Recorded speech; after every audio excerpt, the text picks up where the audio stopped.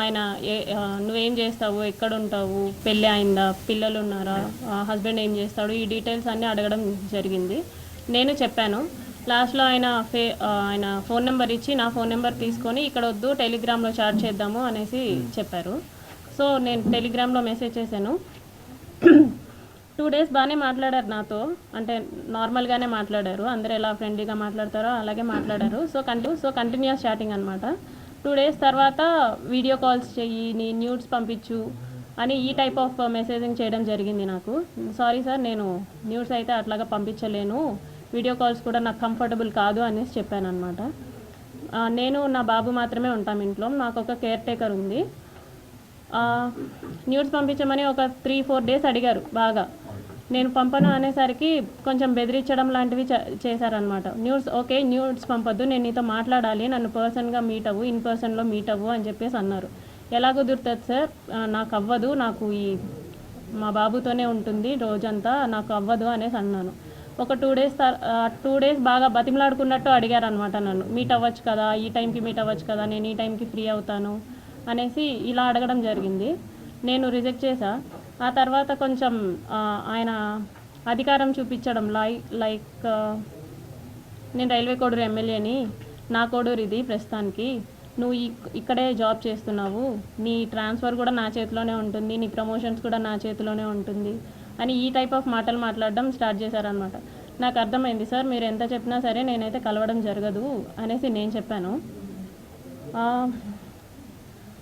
ఆయన ఫోర్స్ చేస్తూనే వచ్చారు.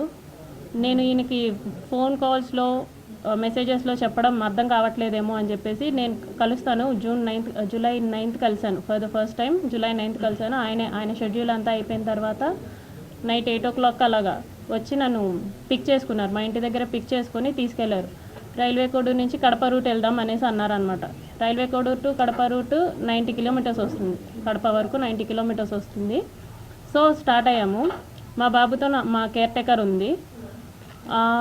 ఇన్ ద మీన్ వైల్లో ఆయన మళ్ళీ ఎందుకు కలవని అంటున్నావు, ఎందుకు మెసేజెస్కి అలా రెస్పాండ్ అవుతున్నావు, ఎందుకు అంత పొగరు చూపిస్తున్నావు అని చెప్పేసి ఈ మాటలు మాట్లాడారు.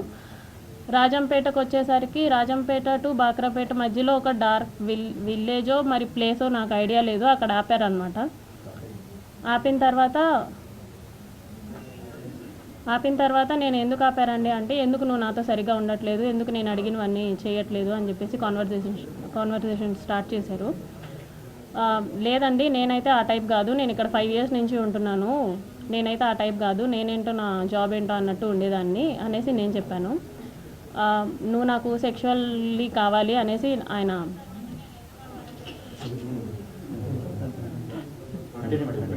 చెప్పండి కనీసం మాట్లాడనివ్వండి నన్ను. ఓకే, సో ఆయన సెక్షువల్ సాటిస్ఫాక్షన్ కావాలి నాకు నీతో అనేసి అన్నారనమాట. లేదు సార్ నేను అవన్నీ చెయ్యను అనేసి చెప్పేసరికి ఆయన నా బాడీ పార్ట్స్ టచ్ చేయడానికి ట్రై చేస్తూ నన్ను ఫోర్స్ చేయడానికి ట్రై చేశారు. కార్ డోర్ ఓపెన్ చేసేలాగా నా జుట్టు పట్టుకొని ఇలా లాగారు, ఎడ్జ్ ఆఫ్ మై హెయిర్ పట్టుకొని లాగారు అనమాట. నా ఫ్రంట్ సీట్, నేను ఫ్రంట్ సీట్లో కూర్చున్నాను, రెక్లైనర్గా బెండ్ చేసేసి నా మీదకి వచ్చేసి నేను అరవబోయాను, ప్లస్ చేతులు ఇలా పెట్టేసుకున్నారు, 2 చేతులు ఆయన ఒక చేతి ఇలా పట్టుకున్నారు, కొట్టారు ఫోర్స్ఫుల్లీ. నా ప్యాంట్ అది తీసేసి he force himself on to me for the first time. అయిపోయిన తర్వాత నేను భయపడిపోయి నేను వెనక్కి వెళ్ళిపోయాను. ఆ మధ్యలో నేను వెనక్కి వెళ్ళిపోయాను. ఆ సీట్ ఈ మిడిల్ ఆఫ్ ద సీట్ ఉంటుంది కదా, దాని నుంచి నేను వెనక్కి వెళ్ళిపోయి నేను వెనక్కి కూర్చున్నాను. ఆయన డ్రైవ్ చేశారు, మా హోమ్కి డ్రైవ్ చేశారు. నేను దిగిపోతున్నప్పుడు చెప్పారనమాట, చాలా చాలా చేస్తున్నావు, ఇక నుంచి అట్లా చేయొద్దు, నువ్వు నా మాటే వినాలి, నేను చెప్పినట్టే చేయాలి, మీ హస్బెండ్ నిన్ను పట్టించుకోడేమో, నేను 1000 times ఎక్కువ పట్టించుకుంటాను నేను నిన్ను, సో నేను చెప్పినట్టే చెయ్యి, ఇది ఎవరికి లీక్ చేయొద్దు అని చెప్పేసి ఆ టోన్లో నాతో మాట్లాడారు. నేను దిగేశాను. For the first time on July 9th నేను కలవడం జరిగింది. దాని తర్వాత ఒక 2 days గ్యాప్ ఇచ్చి మళ్ళీ స్టార్ట్ చేశారు, కలుద్దాం, మీట్ అవుదాం అని చెప్పేసి ఈ type of messages, video calls ఆయన కంటిన్యూస్లీ వీడియో కాల్స్ నాతో చేసేవాళ్ళు. ఆయన ఏం చేసినా సరే నేను అతనితోనే ఉండాలి అనుకునేవాళ్ళు అనమాట. ఈవెన్ తింటున్నా, వాళ్ళ పీపుల్స్తో మాట్లాడినా, స్నానం చేసిన, రెడీ అవుతున్నా, నేను అతనితోనే ఉండాలి అని ఒక మరి శాడిజమో ఏమంటారో నాకు తెలీదు. తను అలా కోరుకునేవాడు అనమాట. ఏమన్నా అంటే నీకు ఒక బాబు ఉన్నాడు, నువ్వు అది గుర్తుపెట్టుకో, నువ్వు అది మర్చిపోతున్నావు, నీకు ఒక బాబు ఉన్నాడు, నువ్వు మాత్రమే ఉన్నావు, అది మాత్రం గుర్తుపెట్టుకో అనేసి అనేవాడు. నిజమే, నాకు పేరెంట్స్ లేరు, నాకు మమ్మీ డాడీ ఇద్దరు లేరు. మా ఫాదర్ జాబ్ వచ్చింది నాకు. నా ఫస్ట్ స్టేషన్ రైల్వే కోడూరులోనే. నాకు ఒక తమ్ముడు ఉన్నాడు, కానీ దూరంగా చదువుకుంటున్నాడు వాడు. మా హస్బెండ్ వచ్చేసి సాఫ్ట్వేర్, ఆయన దూరంగా ఉంటాడు నాకు. నా బాబు నేను మాత్రమే ఉంటాం. ఆయనకు అది బాగా ఆసరా అయింది. నా గురించి ఫుల్ డీటెయిల్స్ కనుక్కున్నారు. ఫుల్ డీటెయిల్స్ కనుక్కొని ఆయన ప్రొసీడ్ అవ్వడం జరిగింది. చాలా డామినేషన్ చేసేవాళ్ళు, చాలా డామినేటెడ్గా ఉండేవాళ్ళు అనమాట. ప్రతి విషయంలోనూ చిరాకు పడ్డం.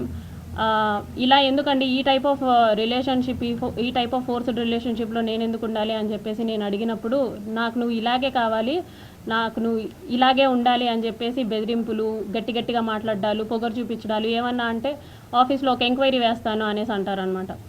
నువ్వేదో తీసుకున్నావు, నువ్వేదో బ్రైబ్ చేసావు అని చెప్పేసి వేస్తాను ఎంక్వైరీస్ అనేసి. నాకు ఆ రకంగాను, ప్లస్ నాకు ఫ్యామిలీ లేదు కాబట్టి ఈ రకంగానూ నన్ను భయపెట్టాడు.